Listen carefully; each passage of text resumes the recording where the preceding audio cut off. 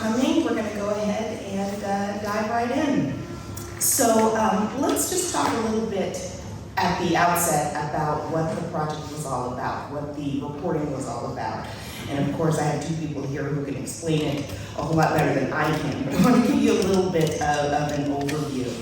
And I want to give a couple of shout outs really quickly. One to Jeff McDonald, who is a UT watchdog reporter, who was also key in working on these stories, as well as Lauren Schroeder, a data reporter at the Union-Tribune, who also worked hard on these stories as well. So the first story, I believe, was posted in September of 2019, is that correct, Kelly? Okay. And the story was the result of a 6-month investigation looking at the county's jail mortality rate. The numbers, what the numbers told us, as well as who those numbers represented. So as you all are probably well aware, no story that we tell is only about data. It's about how that data is representative of people and people's lives and people's stories. And I think that this is a project that exemplified that quite well. So San Diego County's jail mortality rate was highest among the state's largest jail systems, so that would include Los Angeles, which is a much larger jail system, as you well know, San Bernardino, Sacramento. The story explained some of the various reasons why that may be, and really held those responsible for maintaining the jail system, maintaining the health systems involved in the jail systems, to account for why this was happening and how it might change in the future. So I think that's enough exposition from me. Except to say that at least when that first story was written, there had been at least 140 people who had died in county custody since 2009. Those numbers don't seem to have changed much in terms of the rate. In fact, they seem to be getting pretty worse. We hit 19 for 2022 at this point, and that's a yearly high, is my understanding. So we're going to talk a bit about what this all means and how the story came together. So in order to do that, I suppose the first thing I want to ask to these folks here on the panel is, Kelly in particular, how did this story come to you? What was it that, I know my team, my public safety team, we write a lot of stories, a lot of briefs, frankly, about, this person died in custody, that person died in custody. And by the way, I don't mean to be, flippant or glib about any of that. We're talking about a person's life. But how did you decide to do more than that? That there was something that was worth delving into a bit deeper? Yeah. Well, thank you for the introduction, Dan. And actually, this story started prior to 2019. It started in 2013 when I was at a newspaper called San Diego City Beat that's no longer around. And interestingly, it started with a phone call from Jeff McDonald, who I had no idea at the time that 6 years in the future we would be collaborating together for a story for the UT. But Jeff called me up and he said, there's a guy who died in jail. His name was Russell Hartsaw. I think something bad happened to him. I don't have time to look into this story. Can you look into it? And so I put in a request for Mr. Hartsaw's autopsy report, and immediately you could see that there was something wrong. Russell was 70 years old. He was gay. He was very frail. He was mentally ill. He was in jail for threatening someone with a broken taser. This was, I think, July or August of 2012, actually. And so what happened with Russell is he was put in protective custody because he was such a vulnerable person. And he was also he had a very storied history. He used to rob banks and spent a lot of time in federal prison and then turned his life around. But he was a little bit of a smart ass, kind of knew his way around jails and prisons. And he talked his way out of protective custody, which he should not have been able to do. There's a process for releasing someone from protective custody. And just one look at him, and the deputy should not have released him from protective custody. So he was put into this dorm-style, barracks-style unit, and the unofficial kind of head of that unit was an incarcerated person who went by the nickname of Evil. And the first night Russell was in that dorm unit, Evil corralled some other guys, and they very, very violently beat Russell to death, killing him. And so after looking into this and talking to my colleague at the time, his name is Dave Moss, Dave said, why don't we look into a whole year's worth of deaths? And so we pulled a lot of autopsy reports. And then Dave said, why don't we look into 6 years worth of deaths? And we chose the 6-year mark because in 2006, the jails had made some policy changes. So we thought that was a good starting point. And what we ended up finding at the time was that we called up the Bureau of Justice Statistics, which tracks deaths in custody, and we said, what would be the best way to calculate the mortality rate? And the head of the program, the Deaths in Custody Reporting Program, explained it to us. So we ran the calculations and found that San Diego had the highest mortality rate of the 10 largest jails in California, and the second highest suicide rate. So we reported that, and Dave left to take another job, and I continued to report on jail deaths because they continued to happen. They continued to horrify me. And then I left City Beat, started freelancing for the UT, and I was so fortunate that they let me pick up my reporting and work with Jeff McDonald, and as Dana said, we spent 6 months working on an investigation. And since then, deaths have continued to happen. You know, as Dana pointed out, there have been 19 deaths so far this year. So it's you know, I tell folks it seems like there's never a week without a new death, a new lawsuit, a lawsuit settlement. It's kind of the story that will never end.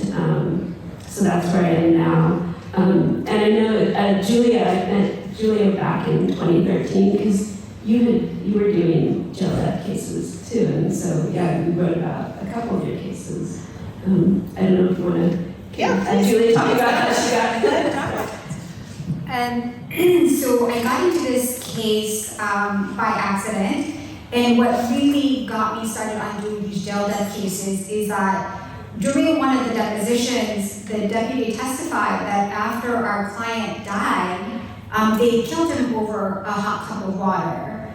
After they killed him by smothering him, they all sat in the corporal's office, watched all of the videos together before writing their reports. That is really unheard of. I've been litigating these cases against very different municipalities and states, and that had never been done before. That is sort of 101 what not to do when you are investigating a misconduct in any setting. So I knew that this jail had some problems, and I think I come from nonprofit work, and so I was always interested in impact litigation, meaning you take on a case for one individual with the hopes that you make a change for everybody else vis-a-vis policy changes. So that set me on this path, and as we litigated these cases, we uncovered, I mean, that was the tip of the iceberg. That was a least of my problems.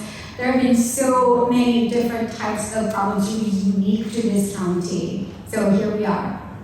We're going to talk a lot about, I'm a loud person, so you can go on to that. So we're going to talk a lot about what those challenges are, what those problems are, what the issues that you uncovered within the county were and still are. But I want to ask you, I mean, just kind of a nuts and bolts kind of question here.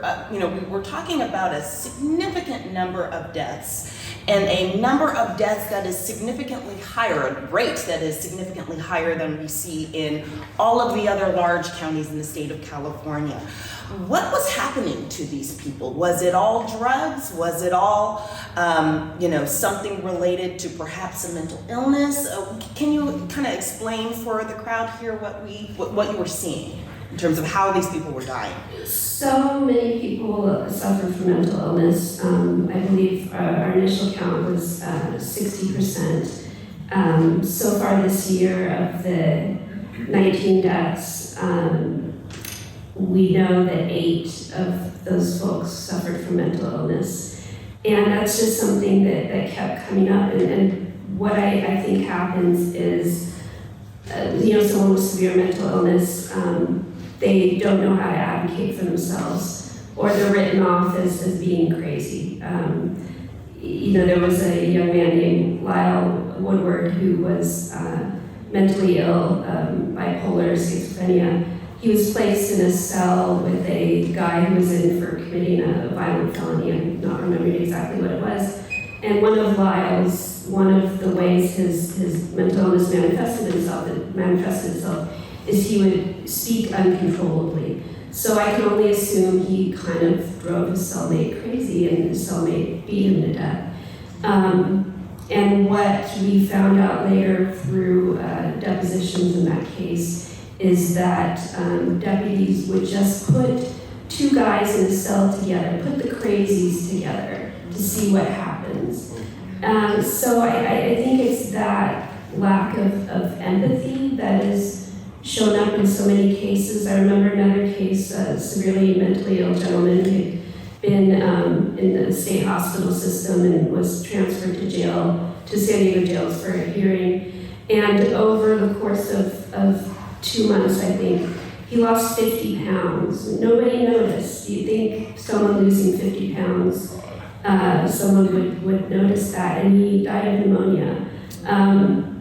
I can only think that he was showing signs of pneumonia. Maybe he was saying he couldn't breathe, but he wasn't paid attention to. He wasn't given the care that he needed. And so we see that over and over again, people dying of a stomach ulcer, pneumonia, treatable conditions, and so many of those folks have a mental illness. Addiction is another huge issue.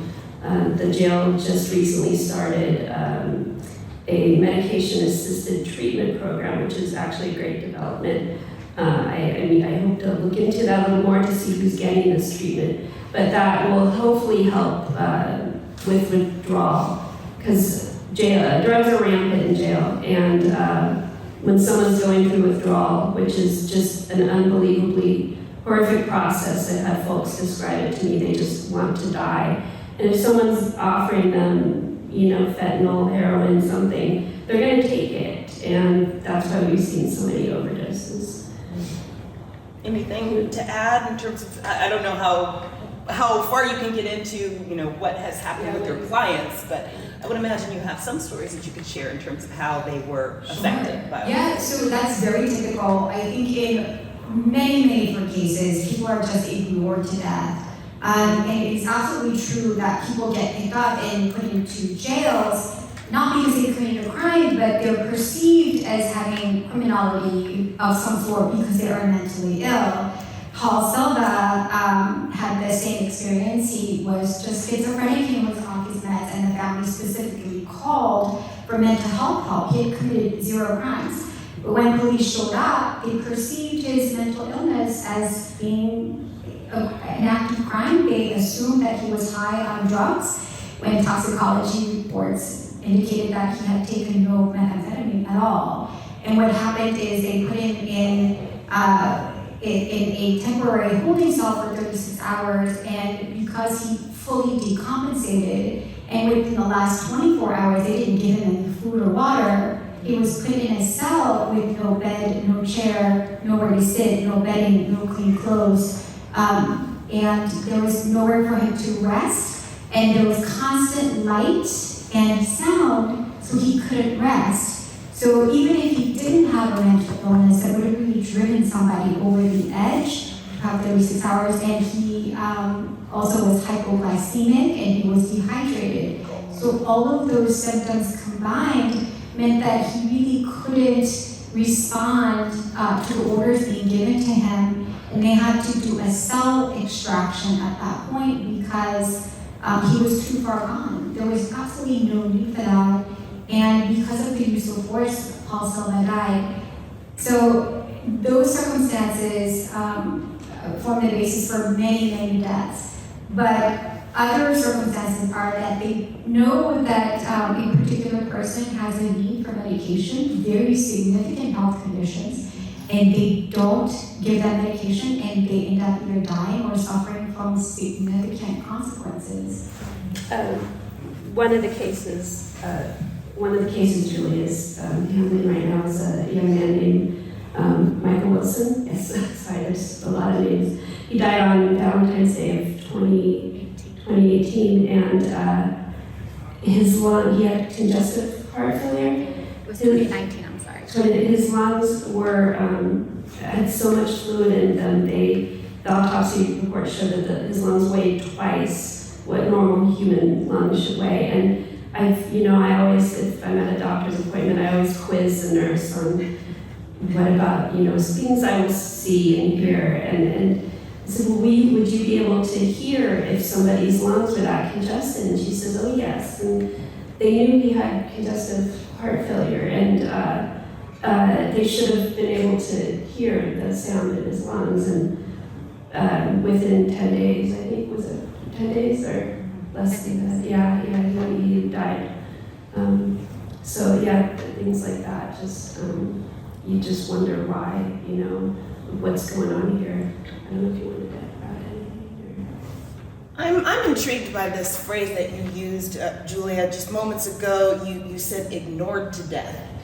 And from the standpoint of a journalist, I mean, part of our job, a big part of our job is making people see something, even when they don't necessarily want to see it.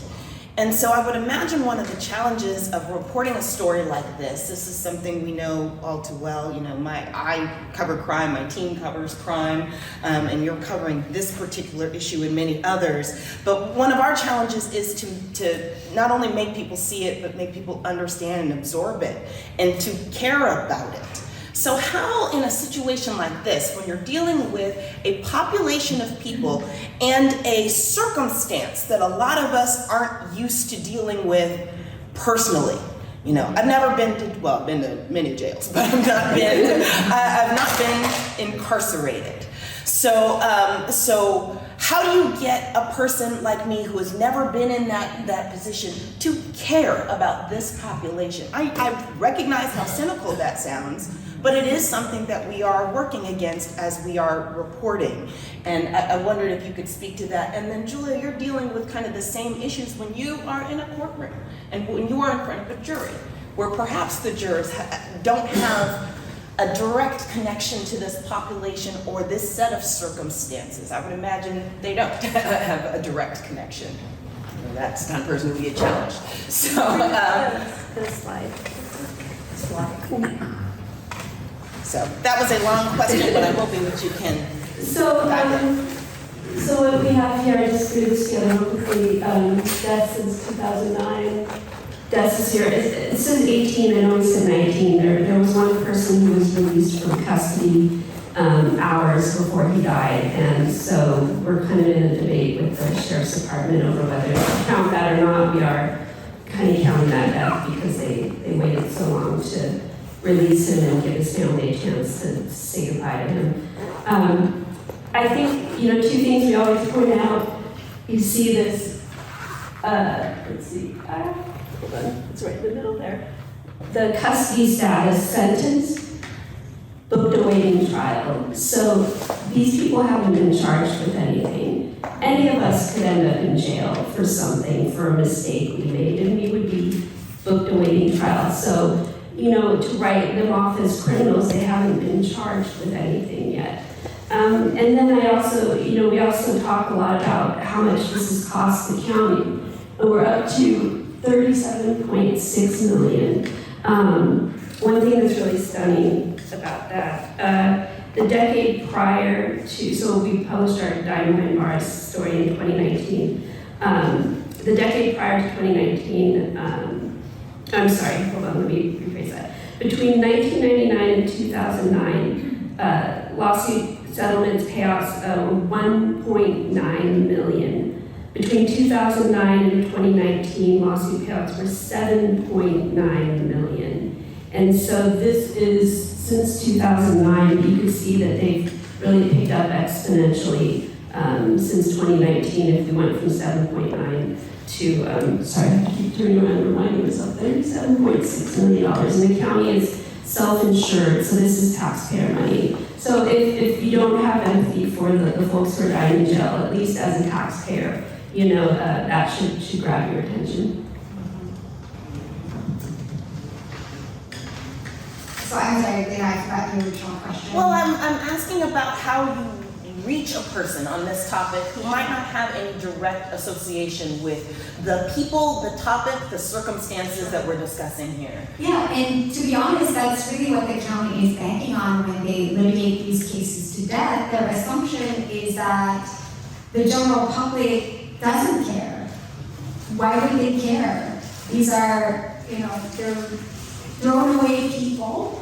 Why would a jury, especially in federal court, you have to have a unanimous jury, why would they care? So that has been their attitude, and that's really part and parcel of why we are here in the situation that we find ourselves in. But really to frame it, you know, as Kelly had talked about, these are people who have not been convicted of a crime. They haven't had their day. They're innocent until proven guilty, and they're sitting in a jail where they're just assumed to be criminals. And even if they had been convicted of a crime, they are still entitled to the protections of the Constitution. If we don't protect those people, none of us should be protected. And I just want to remind people, this is difficult because also his family is here, so I feel sort of the weight of that. We're talking about people who truly loved by their families. Absolutely. And they're valued members of our community. Absolutely.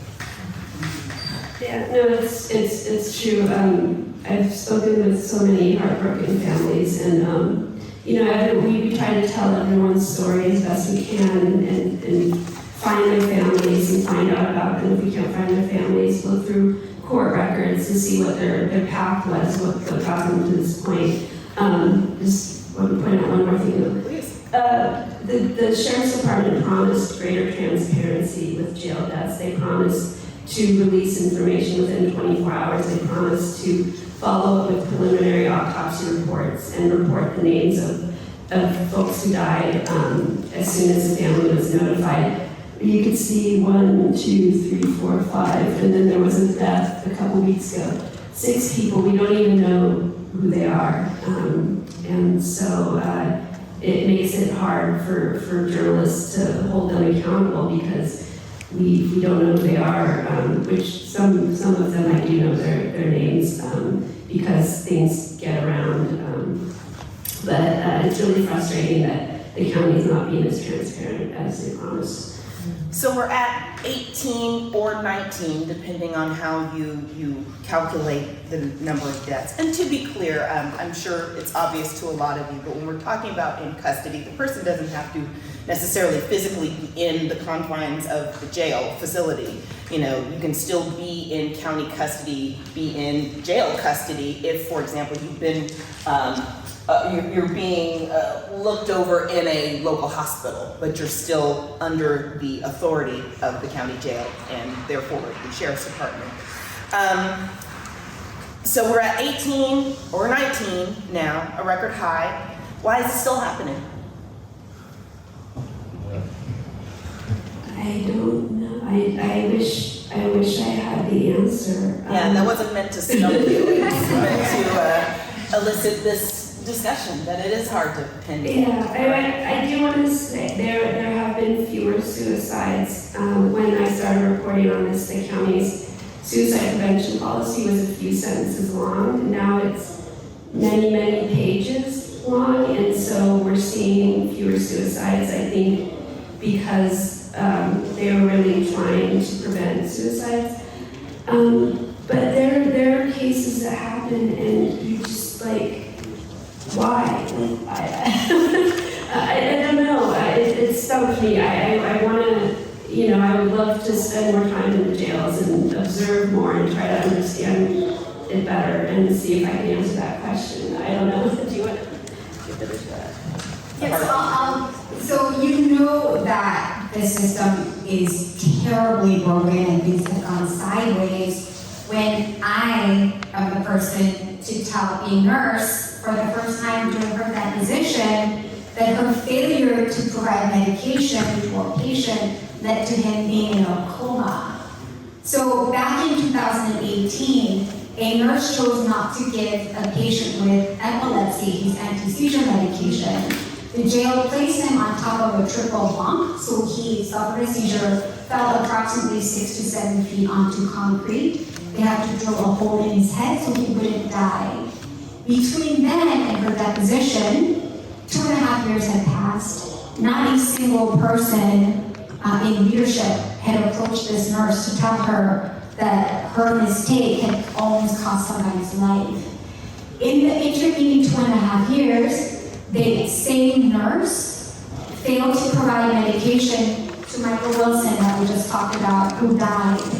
So he had congestive heart failure, and a judge had written in a note, he was only there for flash incarceration, which means you're in there for a period of several days, you come out because whatever minor issue that you had, right? You broke curfew or whatever it is. So he was serving a flash incarceration, and he was there for 10 days, and the same nurse, instead of giving him his required medication, gave him Robitussin.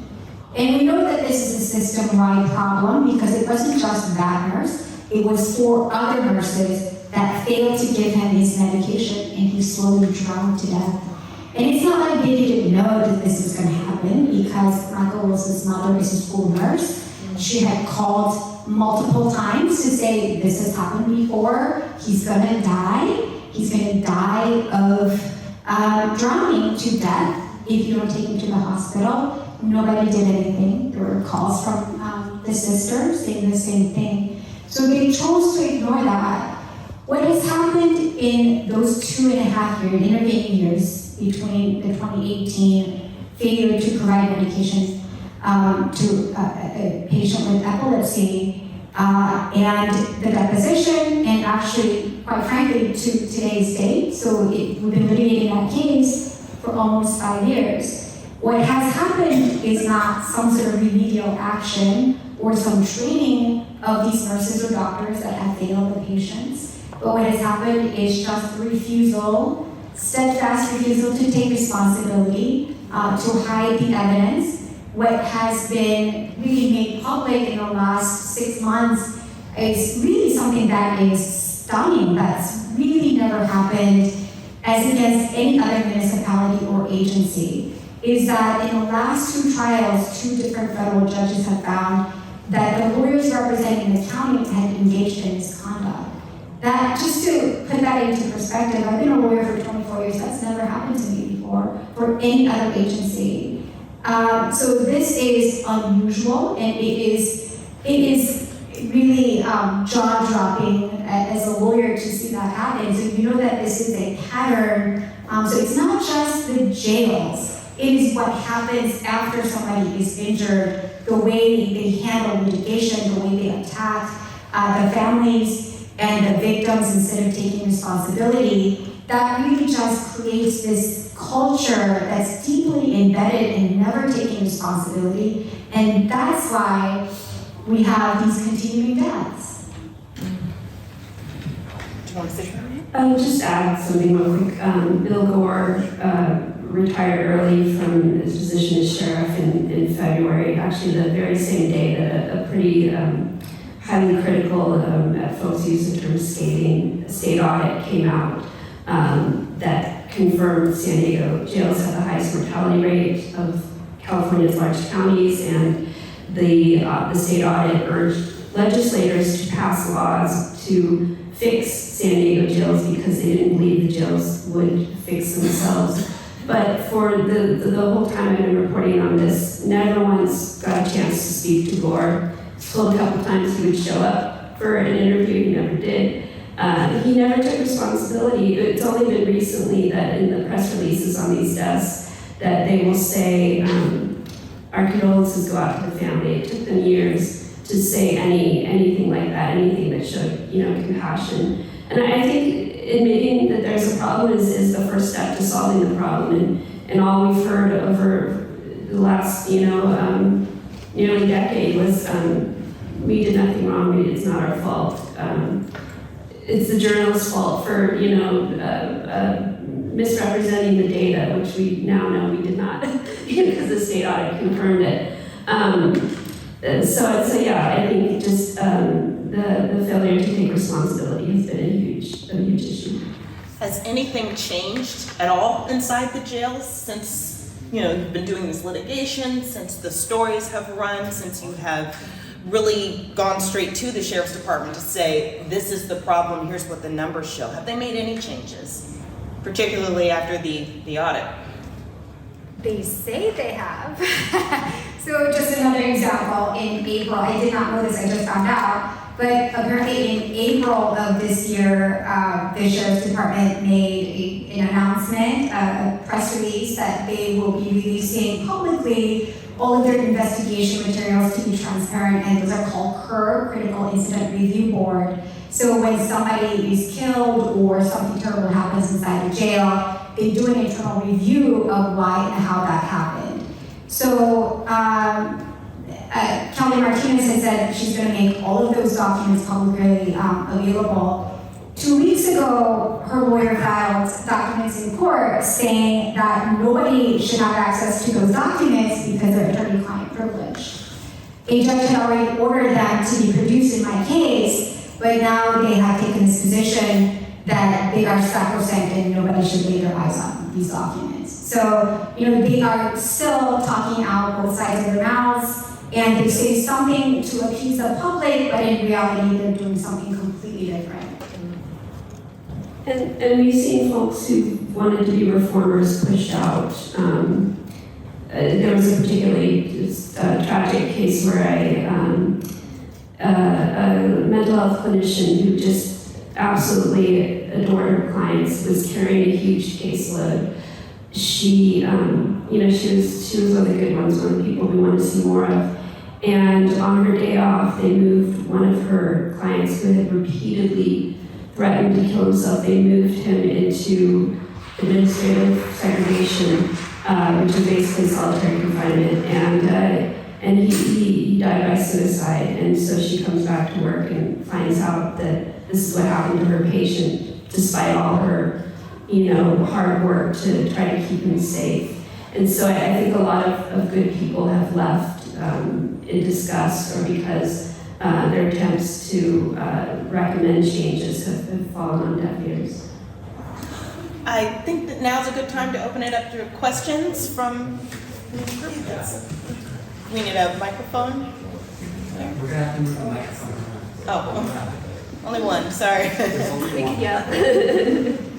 Budget. I have a series of them. I'll try to bunch them up. As far as not ignoring those that were so easy to ignore, San Diego Union-Tribune editorial board in both modern, definitely the other room, need to stay on top of the county of San Diego, not just the sheriff's department. The sheriff is an elected official, and but yet there are other elected officials who carry the purse strings. Nathan Fletcher has done a little bit there as far as making. He's made some lip service to it. You also have the sheriff's review board, but they also have the purse strings over county council. County council, who you've shown us has been so unethical, if not corrupt, by the judges. And so I guess I'll be looking for some feedback on being relentless and having the editorial boards and your newspapers stay on top of the people who have the purse strings over the sheriff's department and the county council, and even the sheriff's review board. And secondly, the question that would be more more appropriate as far as review of these deaths. There has been change in the way in-custody deaths are reviewed, that in theory, perhaps not in the jails, and that's the question I have. What San Diego PD would get involved in an in-custody death investigation for the sheriffs, and vice versa. So is San Diego PD now helping to investigate in-custody deaths in the jails, or is that just before they get to the jails? And your thought about if that's true, is there a thin blue line that it won't even matter if San Diego PD is doing that? And I think that's enough. Thanks. Well, I do know, as I think you alluded to, that the San Diego PD, for example, will investigate an incident where the sheriff's department has shot someone, out in the field somewhere. There's an incident, a deputy shoots someone.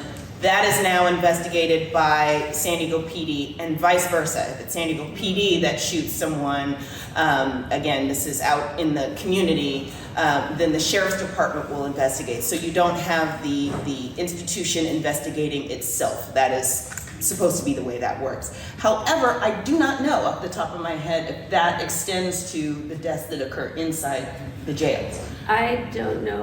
Do you know? I do know. Oh, So the way it works with the jails, if there is a jail death and there's no use of force, no shooting incident, no law enforcement person involved in that death in custody, then the agency, the sheriff's office, continues to investigate its own jail deaths.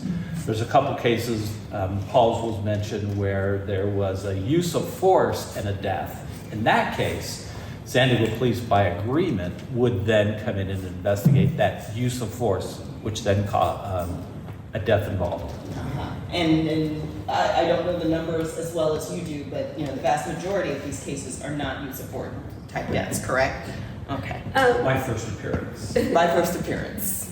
One thing, the County Board of Supervisors has ordered the Sheriff's Department to spend a certain amount of Sheriff's Department money on better body scanners and I think better mental health treatment, invest more money in mental health treatment.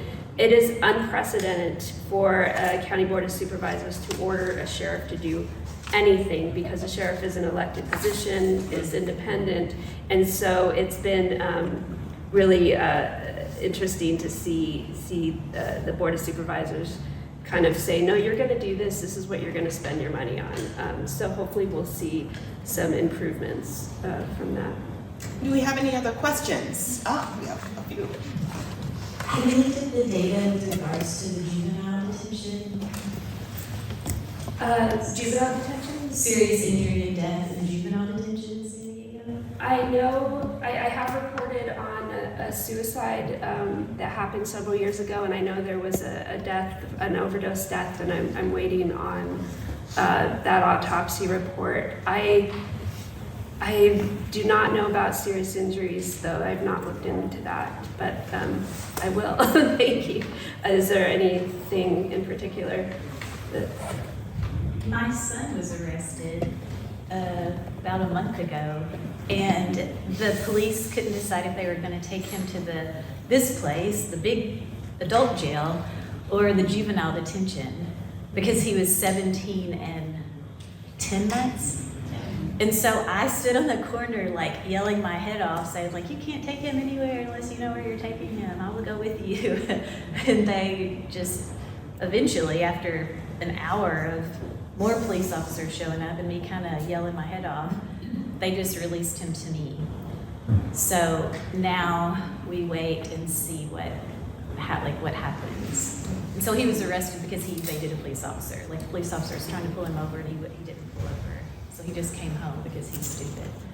But the fact that they didn't know, like, where they were going to take him alarmed me. And then I saw your talk here and I was like, oh, I will go to that just in case they take him there at some point. Yeah, it can be exceedingly difficult to get any information out of the juvenile system. But I appreciate your question. Maybe that is something we need to look at a bit closer. I don't want to. sure we get the other side of it. Yeah, I'll go around the other side too, yeah. We see you. I'll We see you. hop over there. Hi, I'm Maritza Macho. My question is, so obviously not much change has happened since your investigation. If you put yourself in the shoes of the sheriff, the police, what solutions would you have to resolve the situation? I would just to say, boost a good dose of empathy. I know that's very vague and abstract, but I think seeing the people that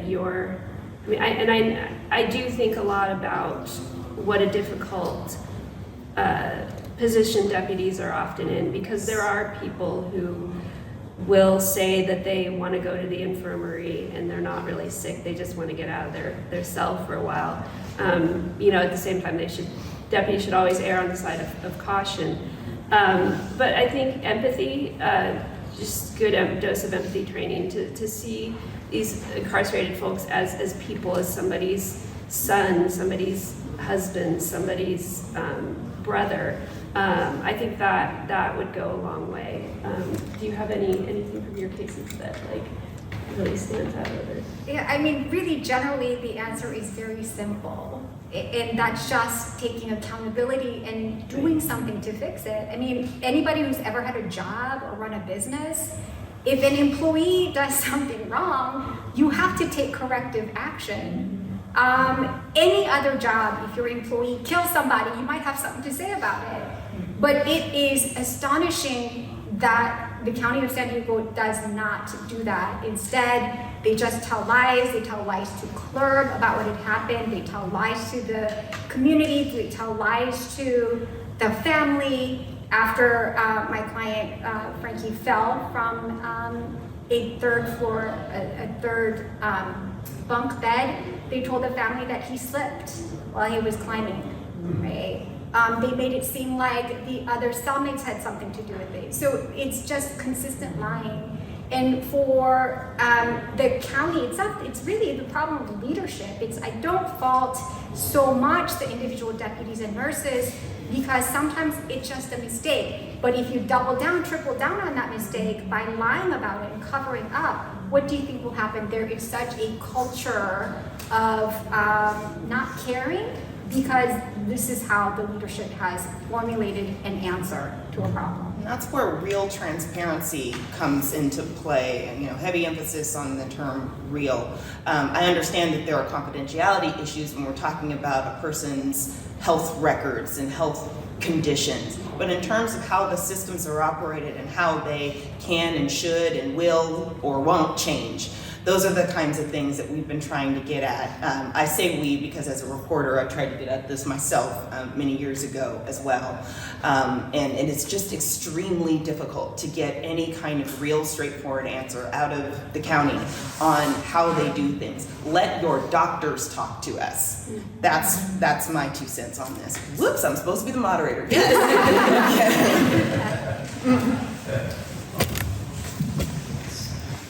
So I went to the Sheriff's Debate, or watched it online, for the candidates, and I was surprised to see that Hammerling seemed more progressive, the supposed Republican, than Kelly Martinez, who would not really take any culpability for anything going on, any negative aspects that have occurred.